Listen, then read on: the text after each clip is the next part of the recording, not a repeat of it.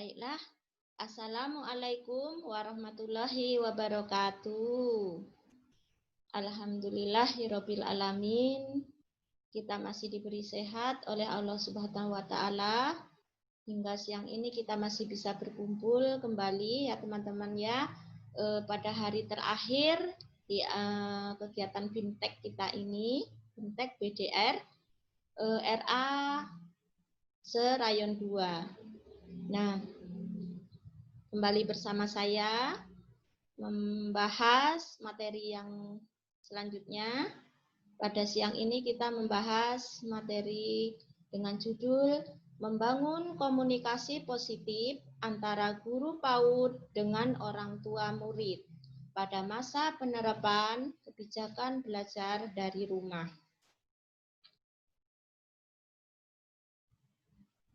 Nah, adapun latar belakangnya, membimbing dan mendidik anak menjadi tanggung jawab bersama antara guru dan orang tua murid, sehingga anak dapat berkembang secara optimal. Nah, lalu seluruh aktivitas dan perkembangan anak selama di sekolah wajib dikomunikasikan dengan orang tua, sehingga terjadi kesinambungan.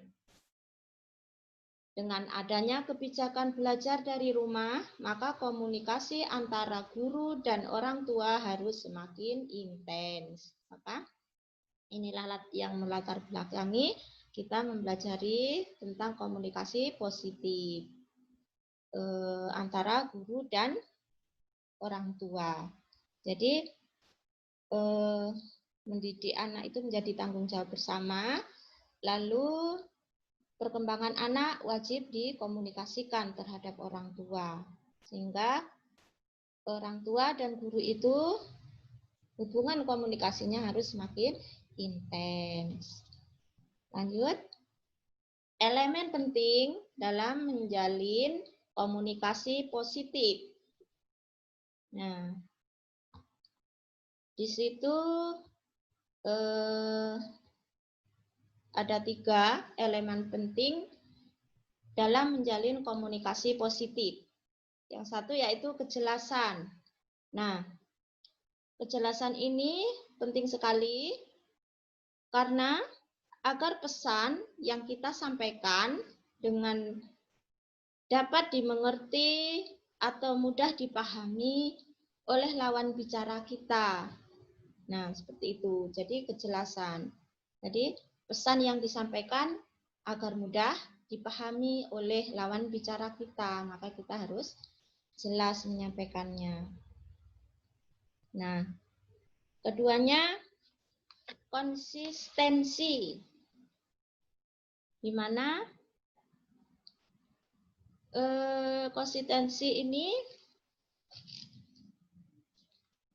dalam berkomunikasi dengan orang tua ataupun anak itu sangat penting bagi guru. Nah, konsistensi ini akan meminimalisir timbulnya prasangka. Misalnya guru dinilai tidak adil. Nah, jadi harus konsisten. Jadi dengan konsisten ini terlihat pesan itu merata seperti itu. Jadi tidak ada timbulnya prasangka yang tidak diinginkan. Lalu peduli, ya, peduli. Jadi di sini guru terbaik adalah guru yang mengutamakan hatinya, sehingga apapun yang terjadi direspon oleh guru berdasarkan cinta yang tulus terhadap peserta didiknya. Nah, guru diharapkan juga peduli terhadap keamanan dan kenyamanan antara orang tua serta peserta didik dalam memanfaatkan gawai ataupun sosial media selama BDR ini. Jadi guru harus peduli, tahu keadaannya dalam menjalin komunikasi yang positif ini. Jadi mengetahui peserta didik itu. Dia harus peduli dengan keamanan atau kenyamanannya. Nah, seperti itu ya. Lalu ciri-ciri komunikasi. Nah, ciri-ciri komunikasi positif. Di sini ada di situ tertulis yang nomor 1, pesan yang jelas. Nah, pesan yang jelas itu di mana pesan yang ingin disampaikan pengirim harus sederhana. Nah, mudah dipahami dan disusun secara sistematika untuk mempertahankan keberartiannya. Jadi pesannya tuh harus jelas, sederhana dalam menyusun kalimatnya. Lalu pesan yang benar. Nah, pesan yang benar.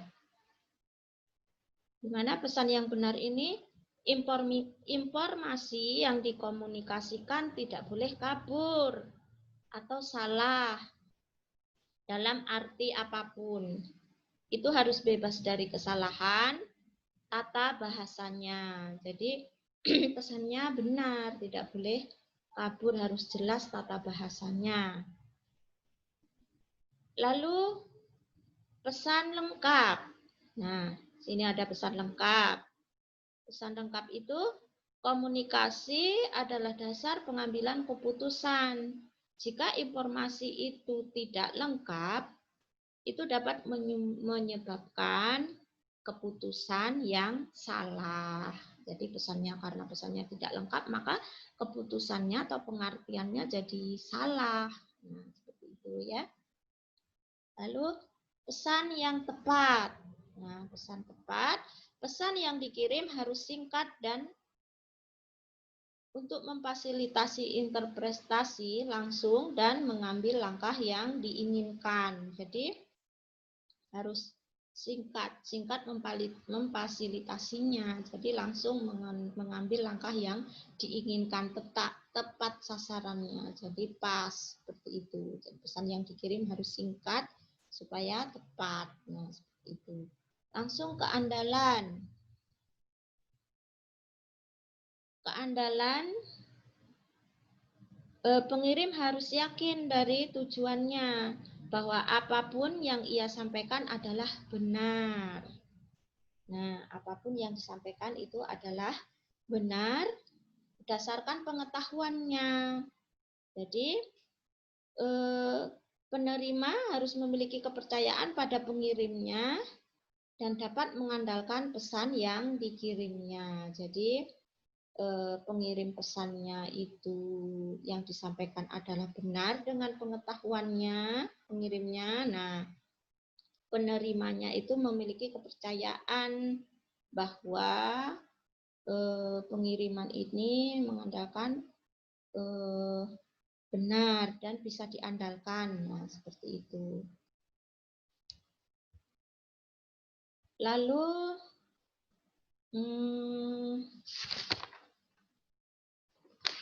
yang keenam, pertimbangan penerima. Ya. Pertimbangan penerima. Jadi di situ media komunikasi dan pengaturan fisik harus direncanakan. Jadi dipertimbangkan penerimanya. Ya. Kemudian lagi kesopanan pengirim. Di mana kesopanan pengirim, pesan yang disusun sedemikian rupa harus mencerminkan kesopanan, kerendahan hati, rasa hormat pengirim terhadap penerimanya. Nah, itu kesopanan. Lanjut. Elemen yang harus dihindari dalam berkomunikasi. Nah, ada elemen-elemen ataupun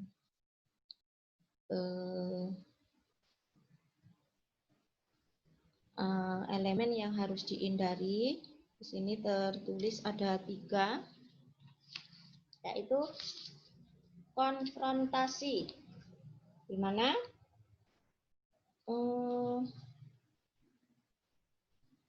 konfrontasi ini menghindari menggunakan kata-kata yang menimbulkan pertentangan, ya. Pengirim pesan ataupun kita yang menyampaikan pesan itu, hindarilah kata-kata yang bisa menimbulkan pertentangan. Misalnya ada kata-kata yang menghakimi, nah seperti itu. Misalkan kata-kata yang menghakimi terhadap peserta didik ataupun terhadap siapa, nah itu dimasukkan ke dalam konfrontasi. Nah, kita harus hindari itu supaya tidak menimbulkan pertentangan. Menghakimi misalkan kamu jelek ataupun kamu cantik ataupun kamu apa. Nah, jangan nanti dia menimbulkan pertentangan jika ini sering digunakan. Lalu konflik. Nah, adapun konflik itu pastikan semua pihak memiliki info yang sama, ya. Semua pesan yang kita sampaikan itu tuh tersampaikan kepada semua, misalkan kita tersampaikan kepada semua pihak yang mendengarkan itu tersampainya sama gitu. Jadi tidak ada konflik karena pesan kita harus jelas dan dimengerti oleh semua pihak. Jadinya hindari konflik itu. Lalu ceroboh. Nah, ceroboh apabila guru ceroboh dalam menyampaikan pesan, nah kurang terencana dalam kurang empati. Nah, di situ terhadap situasi dan kondisi yang dialami oleh orang tua selama PDR akan menimbulkan kesalahpahaman yang juga akan berdampak kepada perkembangan anak. Jadi pesan yang ceroboh dalam mengambil keputusan mungkin misalkan perintah, tugas, segala macam tidak dipertimbangkan dalam kondisi PDR ini, maka akan menimbulkan kesalahpahaman antara orang tua dan guru. Maka elemen yang harus dihindari itu ada 3, konfrontasi, konflik, dan ceroboh. Lalu beberapa kesalahan umum yang sering dilakukan dalam berkomunikasi. Nah, di situ guru sebagai pengirim pesan. Nah, berbicara cepat, tidak tersusun, terlalu banyak gagasan, saling berhubungan dan tidak mengenal waktu. Nah,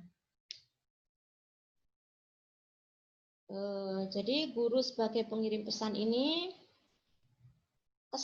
ada kesalahannya ya, ada kesalahan, mungkin kita tidak sadari ya teman-teman ya, ada beberapa kesalahan umum yang sering dilakukan guru dalam berkomunikasi ya.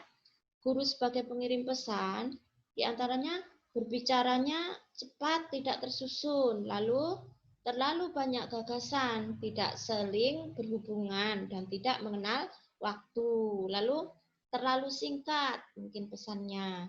Nah, begitu. Lalu mengabaikan pokok pesan yang sudah dimiliki orang tua. Jadi, kadang pesan orang tua itu diabaikan. Kemudian mengabaikan sudut pandang orang tua. Kita tidak boleh seperti itu karena kita mendidik anak-anak kita itu harus bersama-sama. Jadi tidak boleh kita mengabaikan sudut pandang orang tua, itu harus kita pertimbangkan. Lalu yang kedua, guru sebagai penerima pesan. Guru sebagai penerima pesan tidak menaruh perhatian. Jadi kita dapat pesan nggak diperhatikan. Sudah merumuskan jawabannya. Nah, cenderung mendengarkan yang detil-detil pesan. Memberikan penilaian benar atau salah. Nah, itu yang beberapa kesalahan yang umum yang sering dilakukan. Lanjut. Keterampilan komunikasi yang harus dimiliki guru PAUD, ya. Jadi keterampilan berkomunikasi yang harus dimiliki oleh guru PAUD itu satu, mengamati. Nah, di situ keterampilannya mengamati ya. Mengamati itu guru PAUD harus memiliki keterampilan mengamati yang tajam untuk mendapatkan lebih banyak pengetahuan dan informasi meskipun BDR. Jadi harus memiliki keterampilan mengamatinya yang tajam ya. Walaupun kita dalam keadaan ataupun meskipun belajar dari rumah, memiliki pengamatan yang tajam untuk pengetahuannya dan informasi yang diberikan oleh orang tua.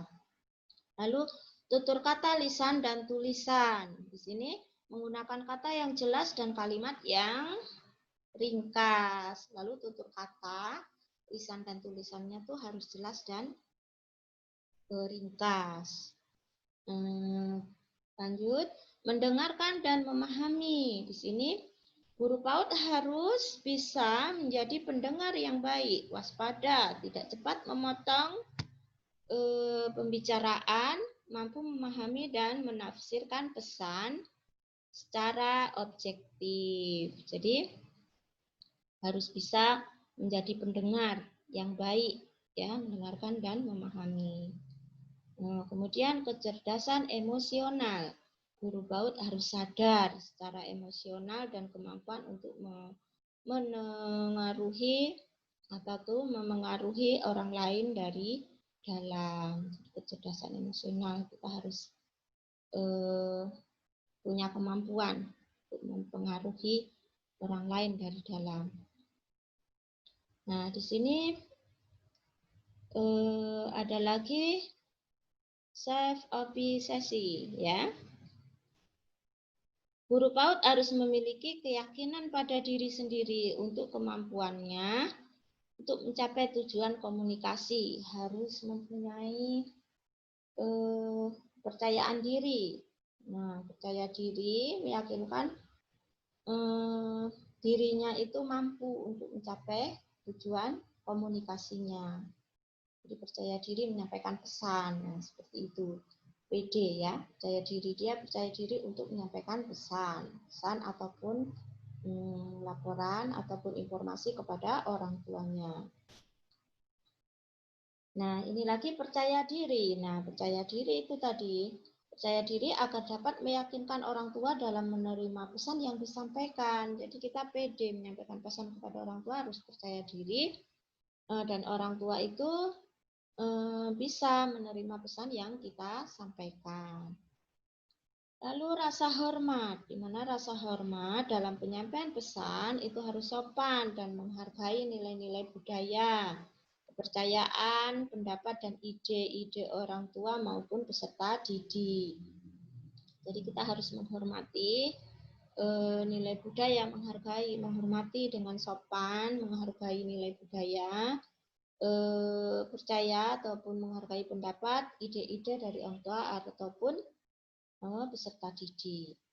Lalu komunikasi nonverbal. Nah, di sini jika dilakukan secara tatap muka, ya, baik daring ataupun luring, maka hal ini menambah kelancaran dalam berkomunikasi, komunikasi verbal, ya.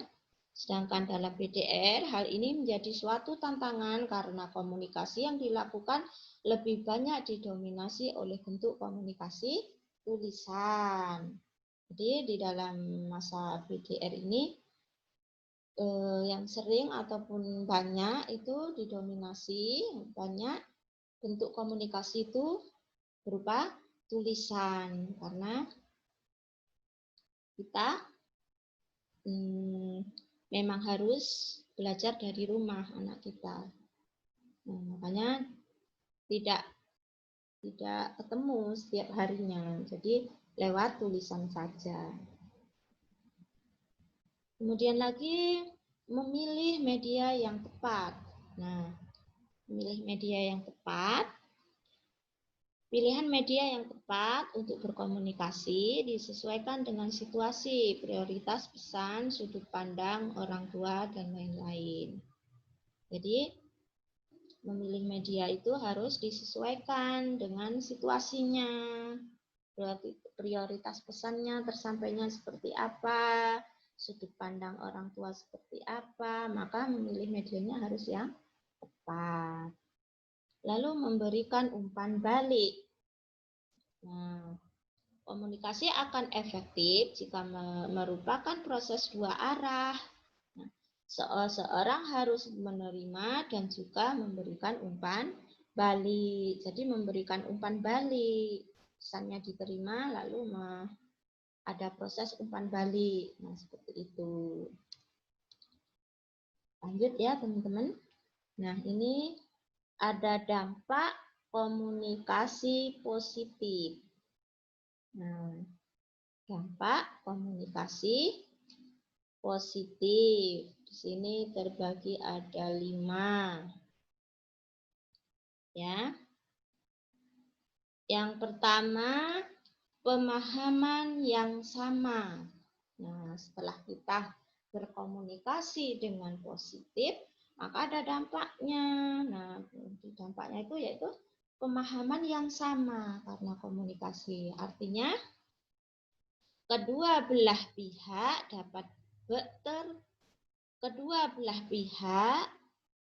terdapat penerimaan yang cermat atas pesan yang disampaikan oleh kedua pihak. Komunikasi dikatakan efektif apabila komunikasi mampu memahami seluruh isi pesan yang disampaikan oleh komunikator. Ya, jadi pemahamannya sama. Jadi pesan yang disampaikan itu, yang memberi pesan itu akan sama dengan yang menerima pesan. Isi pesannya itu yang disampaikan dengan yang menyampaikan dan yang menerima itu pemahamannya sama. Lalu kesenangan.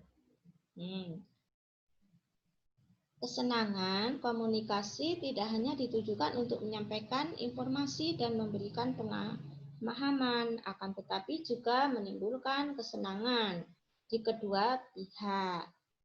Jadi komunikasi itu tidak untuk menyampaikan informasi, cuman informasi itu sampai tapi tidak senang. Nah, seperti itu. Jadi pastikan kalau komunikasi kita sudah positif, maka yang menerima pesan akan senang. Nah, seperti itu. Kemudian lagi mempengaruhi sikap. Ya. Mempengaruhi sikap dan melakukan komunikasi memiliki berbagai tujuan. Nah, berkomunikasi itu melakukan komunikasi itu ada berbagai tujuan. Salah satunya yaitu mempengaruhi sikap orang lain, terutama dalam mengutamakan yang terbaik bagi peserta didik. Jadi komunikasinya itu mempengaruhi sikapnya. Hubungan sosial yang baik. Komunikasi ditujukan untuk menumbuhkan hubungan sosial yang baik. Adanya hubungan saling percaya akan mempengaruhi keefektifan komunikasi. Jadi, kalau komunikasinya positif, maka hubungan sosialnya akan baik. Tuh, karena percaya keefektifan komunikasinya. Lalu tindakan. Nah, komunikasi positif dapat menanamkan pengertian, memberikan pemahaman, mempengaruhi emosi atau perasaan, dan menumbuhkan sikap yang bijak. Hal ini akan menjadi pertimbangan bagi kedua belah pihak ketika akan melakukan sesuatu. Jadi ada tindakannya.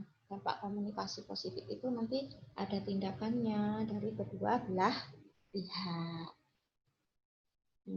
Lanjut ya teman-teman ya.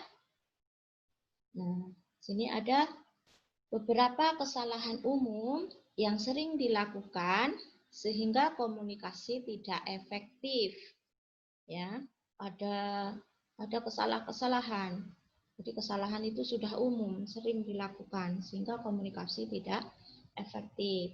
Yang satu, guru sebagai pengirim pesan. Sepertinya kita ulang lagi. Berbicara cepat, tidak tersusun. Nah, terlalu banyak gagasan, tidak saling berhubungan. Terlalu pendek, tidak cukup informasi dan pengulangannya. Nah, seperti itu. Pesannya pendek, tidak cukup informasinya, tidak jelas, tidak diulang. Nah, seperti itu. Mengabaikan pokok pesan yang sudah dimiliki penerima. Diabaikannya pesan yang sudah dimiliki penerima. Tidak menyesuaikan dengan sudut pandang penerima. Jadi, tidak peduli dengan keadaan penerimanya, apakah bisa menerima pesan yang disampaikan. Nah, seperti itu kesalahan ya. Teman-teman semoga tidak melakukan kesalahan ini supaya pesan kita bisa tersampaikan. Nah, 2, guru sebagai penerima pesan. Guru itu tidak pernah memperhatikan kepada pengirim, tidak pernah ataupun tidak menaruh perhatian kepada pengirimnya. Jadi jika ada pengirim pesan, jadi tidak diperhatikan. Nah, seperti itu salah ya teman-teman ya. Nah, kemudian sudah merumuskan jawaban sebelum mendengarkan keseluruhannya. Udah dipotongnya, udah gini. Nah, seperti itu. Jangan dilakukan. Cenderung mendengarkan yang detail-detail, bukan keseluruhan pesan. Jadi kalau misalkan ada orang tua menyampaikan pesan, nah dengarkan baik-baik seluruhnya, jangan dipotong-potong, supaya pesannya itu kita menerimanya itu utuh. Jadi maksudnya yang ingin disampaikan oleh orang tua itu kita mengetahuinya. Dan memberikan penilaian benar atau salah itu jangan, kita harus pertimbangkan dulu. Lanjut, media penyampaian pesan. Nah, lewat apa kita menyampaikan pesan selama PDR ini ya teman-teman ya? Nah, teman-teman pastinya udah tahu kita bisa memakai telepon, kemudian SMS ataupun WhatsApp-nya ya. Sini kita sebagai media dalam menyampaikan pesan kita. Apalagi di masa pandemi COVID-19 ini memang kita semuanya di rumah, anak juga belajar dari rumah, maka pesan ataupun pembelajaran juga sama Bu Guru disampaikannya melalui media penyampaian pesan. Lanjut, tips komunikasi yang efektif. Ini dia. Ada tipsnya berkomunikasi yang efektif ya. Apa kira-kira tipsnya? Nah, 1, pesan mudah dipahami. Nah, pesan kita harus mudah dipahami. Pengirim harus memiliki kredibilitas di mata penerima. Nah, seperti itu. Lalu, kita harus mendapatkan umpan balik secara optimal tentang pengaruh pesan terhadap penerimanya. Jadi, kita harus mendapatkan umpan balik jawabannya setelah kita menyampaikan pesan itu. Nah, umpan baliknya secara optimal. Nah, seperti itu ya. Kepercayaan kepada komunikator dan daya tarik komunikator menjadi kunci komunikasi efektif selain faktor kejelasan pesan. Itu dia. Lalu, lanjutkan teman-teman. Beberapa kesalahan umum yang sering dilakukan sehingga komunikasi tidak efektif. Nah, ini kita ulangi lagi sepertinya. Sebagai pengirim pesan, berbicara cepat, tidak tersusun, nah, terlalu banyak gagasan, tidak saling berhubungan, terlalu pendek, nah, tidak cukup informasi dan pengulangan, lalu mengabaikan pokok pesan yang sudah dimiliki penerima, tidak menyesuaikan dengan sudut pandang penerima. Nah, kita ulangi lagi ya. Sebagai penerima pesannya, tidak menaruh perhatian kepada pengirim, sudah meruruskan jawaban sebelum mendengarkan keseluruhan, cenderung mendengarkan yang detail, bukan keseluruhan pesan, lalu memberikan penilaian benar atau salah. Nah, ini yang tidak boleh kita lakukan. Lalu, etika berkomunikasi melalui jaringan dalam rangka BDR. Nah, ini dia. selama pandemi ini anak-anak kita belajar dari rumah.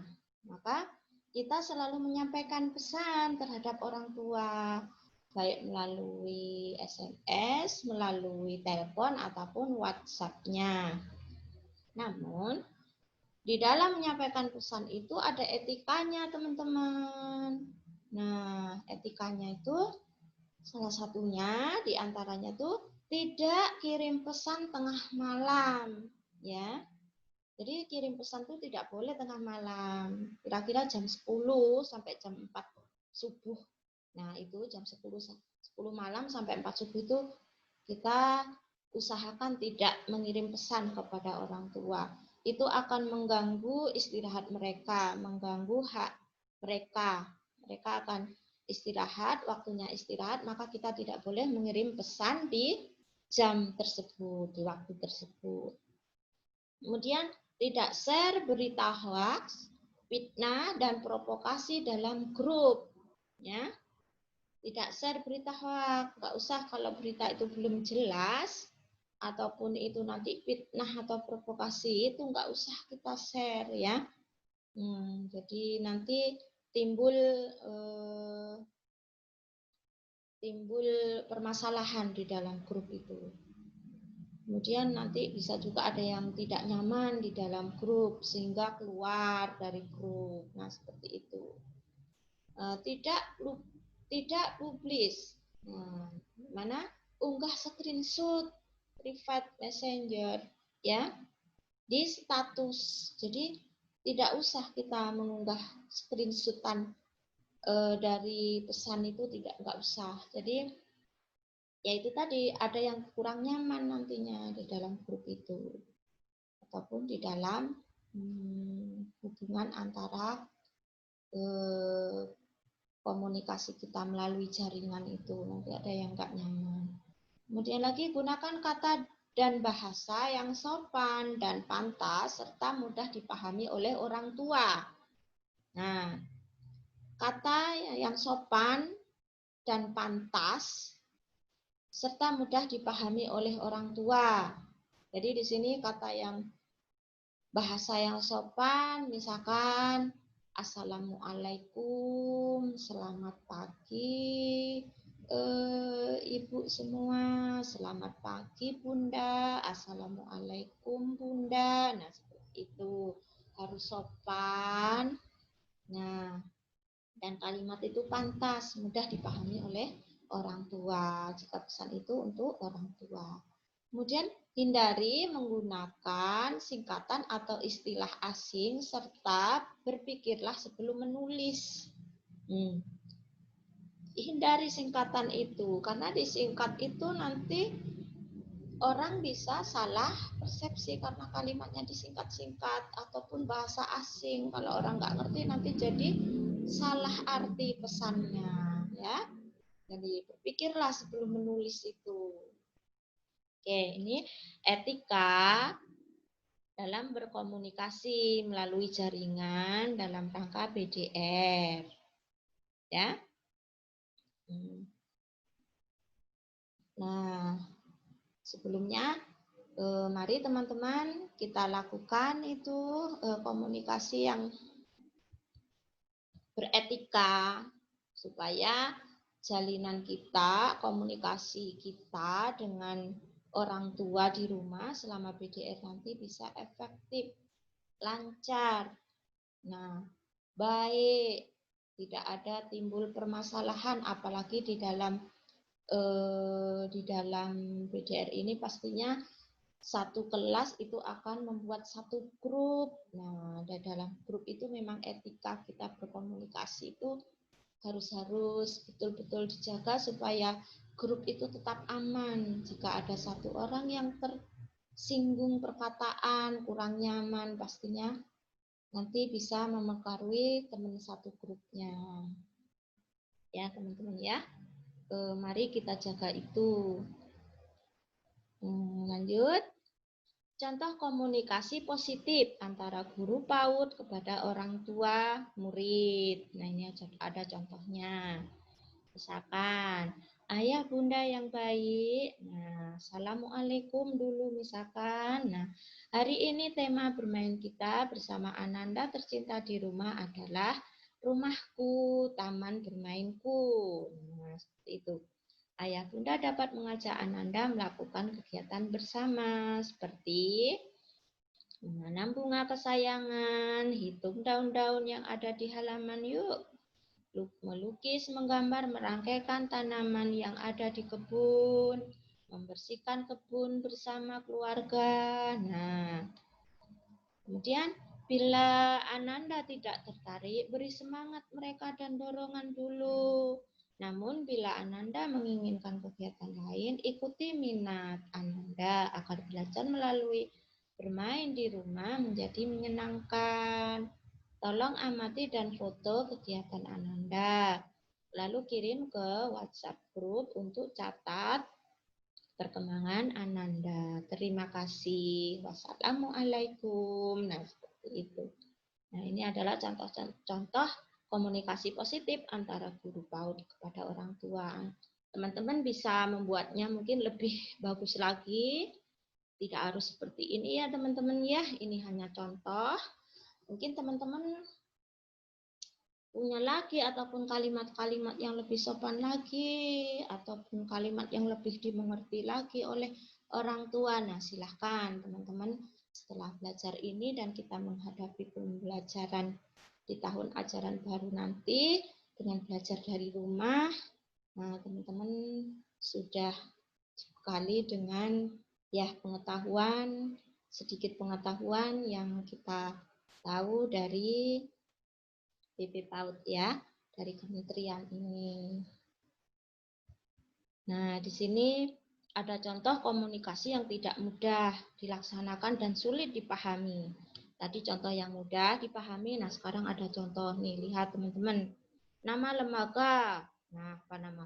Hari tanggal Senin 5/05/05, nah seperti itu. Tema puasa, kegiatan, menonton jalan sama, senam irama, bercerita tentang arti puasa, membuat huruf P dari kata puasa dengan lauspat atau benda yang ada, alat dan bahan, televisi atau HP, lauspat. Nah, seperti itu benda-benda yang ada di sekitar anak, kebiasaan baik, senang membantu ayah bunda, jumlah peserta didik 38, jumlah peserta didik 8. Nah, jumlah pendidik 8. Nah, share tema, mohon izin untuk tema hari ini ya Bunda.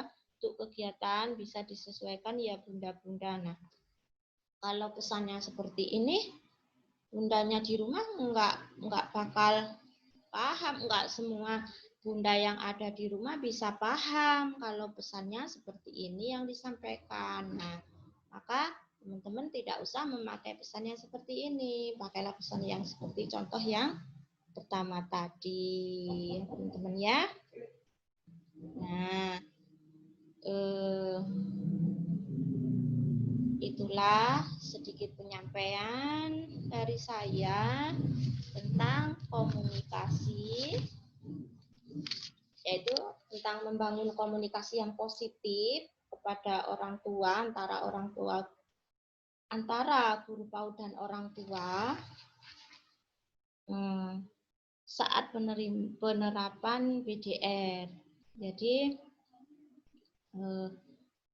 pada pandemi COVID-19 ini memang kita sebagai guru pendidik ini harus banyak yang dipersiapkan ya teman-teman ya. Harus siap juga kita dengan belajar dari rumah ini.